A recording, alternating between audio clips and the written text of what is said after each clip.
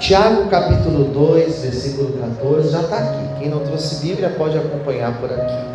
A palavra do Senhor diz assim: meus irmãos, que proveita se alguém disser que tem fé e não tiver as obras? Porventura a fé pode salvar?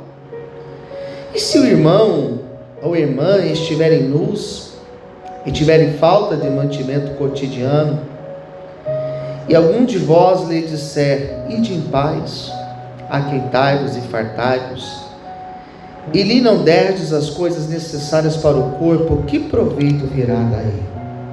Assim também a fé, se não tiver as obras, ela é morta em si mesma. Mas dirá alguém: tu tens a fé, eu tenho as obras. Mostra-me a tua fé sem as tuas obras, e eu te mostrarei a minha fé pelas minhas obras. Tu crês que há um só Deus? Fazes bem. Também os demônios o creem e estremecem. Mas o homem vão, queres tu saber que a fé sem obras é morta? Porventura Abraão, nosso pai, não foi justificado pelas obras, quando ofereceu sobre o altar o seu filho Isaque? Bem vês que a fé cooperou com as suas obras, e que pelas obras a fé foi aperfeiçoada. E cumpriu-se a escritura que diz: e creu Abraão em Deus, e foi-lhes isso imputado como justiça, e foi chamado o amigo de Deus. Vedes então que o homem é justificado pelas obras, e não somente pela fé. 25. De igual modo Raabe, a meretriz, não foi também justificada pelas obras, quando recolheu os emissários e os despediu por outro caminho? Porque assim como o corpo sem espírito está morto, assim também a fé sem as obras é morta. Vamos orar? Feche os teus olhos nesse instante e curve a sua cabeça. Senhor, fala conosco nesta noite. Nos dê uma palavra, Senhor, muito clara, objetiva. Venha falar aos nossos corações, pois nós estamos aqui reunidos nesta noite, estamos sedentos para ouvir Tua palavra. Fale ao nosso coração, nos inspira. Usa, Senhor, a minha vida para falar com a Tua igreja, em nome de Jesus. Amém. Quantos podem glorificar e aplaudir Jesus bem forte? Glórias a Deus. Vamos lá, queridos, eu quero falar poucos minutos aqui, prometo ser muito objetivo. Esta palavra de Tiago, certamente esse trecho que a gente acabou de ler, é um dos trechos que mais me inspirou para escrever esta obra. Eu lembro que ano passado, quando eu terminei o meu penúltimo livro, que foi sobre as cartas do apóstolo Paulo, eu tive um desafio muito grande, porque Paulo escreveu 13 cartas, e as cartas do apóstolo Paulo, cada uma delas possui uma inspiração, uma profundidade, uma revelação tremenda. E quando eu comecei a escrever sobre Paulo ano passado, eu tive um desafio muito grande, porque se eu fosse de fato aprofundar em cada uma dessas cartas, cada uma delas daria um livro igual esse aqui, igual do próprio Paulo, que eu escrevi as 13 cartas. Então eu tive que fazer de uma forma muito sucinta, tive que fazer de forma bem introdutória a minha fala, as minhas explicações sobre os textos de Paulo, os textos paulinos. Eu lembro que quando eu terminei esta obra, foi na época que eu estava indo para a África. Eu fui para a África, fiz o lançamento aqui, fui para a África e fiz aquela missão na África, que até hoje, para a glória de Deus, ela tem sido realizada, ela continua sendo feita. Estive com um amigo meu que é padre, que é teólogo lá na África, e ele me deu suporte para que eu pudesse ir para os outros lugares como eu fui, para que eu pudesse conhecer os lugares onde a nossa missão hoje existe. E eu conversava com ele sobre a obra, sobre os livros, e eu disse para ele: olha, ano que vem eu quero escrever sobre Tiago. E até de imediato nós até tivemos uma ideia de escrever juntos o livro. De eu escrever uma parte, ele escrever uma outra parte, eu iria escrever 3 capítulos e ele 2 capítulos, ou o contrário. E acabou que Deus quis fazer diferente. Eu escrevi esta obra por completo. Esse trecho de Tiago é um dos trechos mais debatidos. Esse trecho que eu acabei de ler para vocês. Porque resumidamente Tiago vai dizer que a fé sem as obras ela é morta. E esse trecho, quando uma pessoa faz uma leitura, talvez uma leitura inocente do texto, inocente no sentido de não compreender as nuances do texto, ela pode cometer um equívoco. Ela pode pegar o que Paulo escreveu e ela pode achar que existe uma contradição. Porque Tiago fala que a fé sem obras é morta. Só que Paulo, por um outro lado, Paulo vai dizer que a fé ela é importante e que ninguém é salvo pelas obras. Posso dar um amém, queridos? Ninguém é salvo pelas obras. Paulo vai dizer, parece que está dizendo o contrário, ou Tiago está dizendo o contrário do que Paulo estava afirmando lá depois em Romanos, por exemplo. Um dos maiores teólogos da história da igreja foi Lutero. E Lutero, quando ele escreveu sobre a carta de Tiago, na concepção de Lutero, Tiago estava em contradição com Paulo. E na verdade, na concepção de Lutero, no primeiro momento ele achava que nem na Bíblia deveria ter a epístola de Tiago.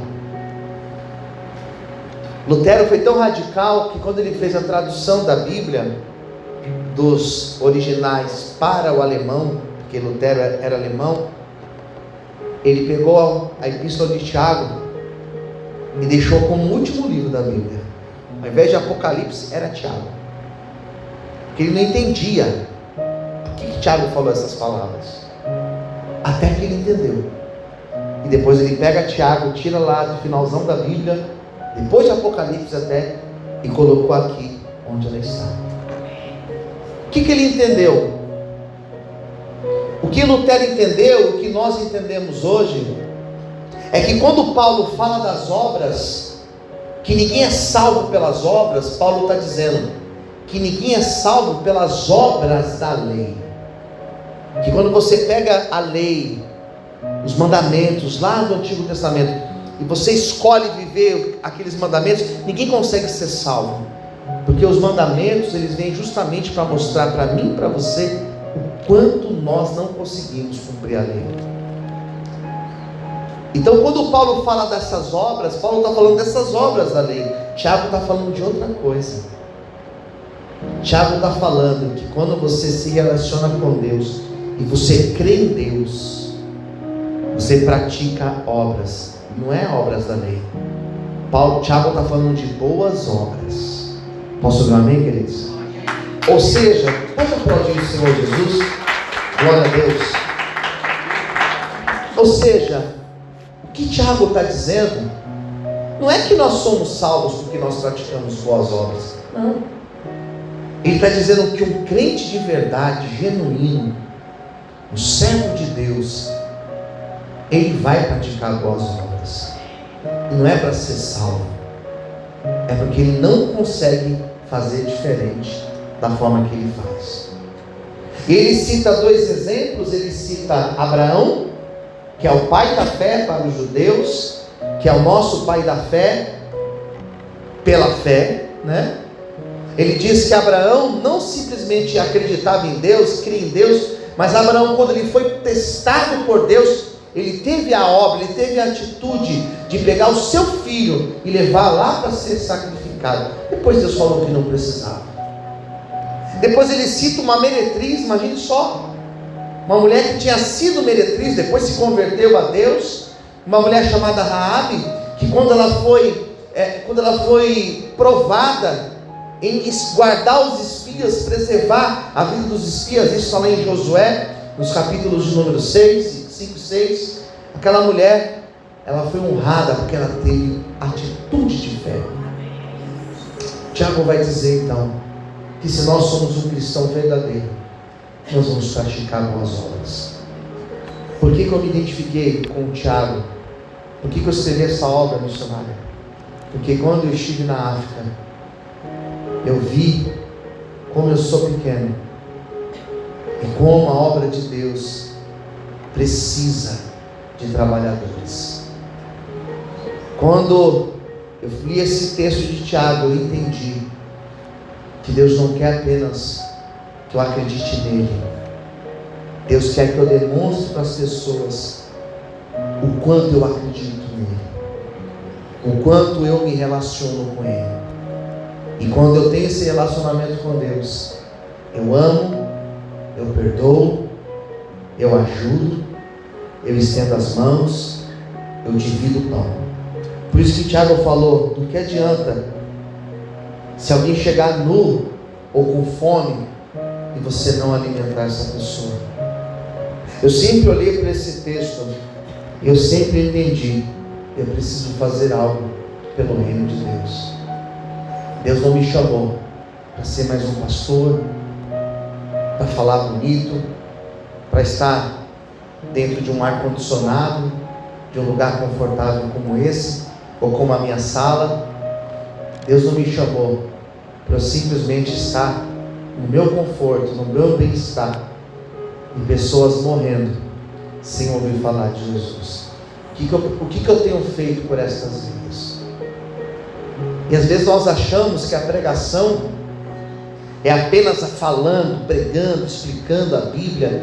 Não. A pregação, ela é muito mais nas nossas atitudes, nas nossas atitudes e posturas e reações, do que aquilo que nós pregamos. Num dos meus livros eu escrevi uma frase, eu não lembro qual foi dos meus primeiros livros, mas eu escrevi uma frase que era assim: as tuas atitudes falam tão alto que eu não consigo ouvir a tua voz. As tuas atitudes falam tão alto que eu nem ouço a tua voz. Ou seja, nós somos conhecidos não por aquilo que nós falamos, mas por aquilo que nós fazemos. Eu, quando estava no velório do meu pai, muitos vieram para me abraçar, e algumas pessoas, porque de fato foram mais de duas, de três pessoas que disseram a mesma coisa: seu pai foi um grande obreiro, seu pai foi um homem de Deus, um grande obreiro da casa do Senhor. E alguns ainda disseram: pastor, o pastor perdeu um grande obreiro. Na verdade não é que eu perdi um grande obreiro, ele foi promovido para os céus, né? Hoje ele está descansando ao lado de Deus, assim eu creio. Mas meu pai foi um homem que nunca subiu no púlpito, que nunca pegou um microfone para pregar, que nunca esteve aqui abrindo um culto até mesmo, ou pregando no culto de ceia. Mas ele foi um homem que as suas atitudes mostravam o quanto era importante fazer o bem para o próximo. Era ele que buscava a feirinha para distribuir aqui na terça-feira. Era ele que preparava o suco para o evangelismo, para os nossos irmãos da rua terem um suco para tomar. E não podia ser um suco morno, não podia ser um suco mais ou menos, tinha que ser gelado, com a temperatura boa. Era ele que se preocupava do copo descartável, dos talheres, ou seja, ele fez obra, ele praticou o bem. Às vezes nós achamos que fazer o bem, que pregar, é apenas as nossas palavras. Na verdade não. Qual é o bem que nós temos feito? Qual é o bem que nós temos promovido para as pessoas que estão ao nosso redor? Qual o bem que nós temos feito para os nossos familiares? Existem pessoas que elas são tão difíceis que nem na própria casa ela consegue ser amiga, parceira, ajudar, estender a mão. É tão difícil. Às vezes a pessoa dentro da igreja, ela vê a necessidade da igreja, ela vê às vezes um copo caído no chão, ela não se importa. Ela não se importa. Deus, Ele está disposto a salvar a todos nós. Posso dar amém, queridos? Mas o que nós temos feito? Então, eu escrevendo essa carta aqui, esse livro, eu preparando essa obra, em alguns momentos, mãe, eu me senti constrangido. Em alguns momentos eu falei assim: Senhor, eu podia estar fazendo mais, eu podia estar pregando mais com as minhas atitudes, para que as pessoas pudessem olhar para mim e falar: ele é um servo de Deus. Tiago, para quem não sabe, esse Tiago aqui, ele foi irmão de Jesus, e ele bebeu da fonte mais pura, ele bebeu dos próprios ensinamentos de Jesus. Tiago foi alguém que se converteu depois da morte de Jesus. Eu acho isso muito interessante, porque às vezes nós achamos que as nossas atitudes elas estão passando desapercebidas, só que tudo aquilo que nós estamos fazendo, nós estamos deixando sementes que um dia elas vão germinar. O exemplo de Jesus foi tão forte que Tiago ele se converte, e essa epístola ele escreveu depois da morte do seu irmão Jesus. Hoje nós temos a chance. Qual chance? De aprender com a palavra de Deus, de entender que nós precisamos fazer o bem. Eu tenho certeza que quando você lê esse livro, você que já faz o bem, você vai entender: eu estou no caminho certo. Quando você lê esse livro, eu tenho certeza que você vai se sentir inspirado em prosseguir, não por causa dos aplausos. Eu não vou escrever o próximo livro pela quantidade de pessoas que estão aqui hoje, ou pelo tanto de livros que eu vou vender nesse ano. Não. Eu vou escrever porque eu tenho certeza que vidas serão abençoadas para a glória de Deus. Nós fazemos o bem, não é para ser reconhecido, ou para as pessoas valorizarem o que nós fazemos, não. Nós fazemos porque é o nosso jeito de ser. Nós somos servos de Deus, por isso que a gente faz o bem. Nós não fazemos porque a gente quer ser salvo, a gente faz porque nós temos Deus na nossa vida, e isso nos leva a fazer o bem. Amém? Que Deus abençoe cada um aqui nessa noite, que Deus possa nos dar clareza de que a vontade dele é que nós possamos cada dia permanecer fazendo o bem para o próximo, porque isso agrada ao Senhor. Quando vocês fizeram para Jesus, quando vocês fizeram a um dos pequeninos irmãos. Então ontem, na hora que Robinho estava servindo o suco ontem, estava servindo para o próprio Jesus o suco, lá no centro. Amém? Ontem a Luciane cozinhou, 6 da manhã, já estava para cá cozinhando. Você não cozinhou para quem está nas ruas, você cozinhou para o próprio Jesus. Ontem eu cheguei aqui, no final do dia, a missionária estava lá, montando as marmitas. Não era para eles, era para o próprio Jesus. Amém? Minha esposa estava lá entregando os talheres ontem, os copos descartáveis. Era para o próprio Jesus que ela estava entregando. Amém? Que nós possamos fazer o bem, queridos. Que nós possamos dar esse exemplo para os nossos filhos. Alguns aqui já têm netos, para os nossos netos. Nós possamos dar esse exemplo bom. Amém? Vamos aplaudir Jesus bem forte, glória a Deus. Vamos ficar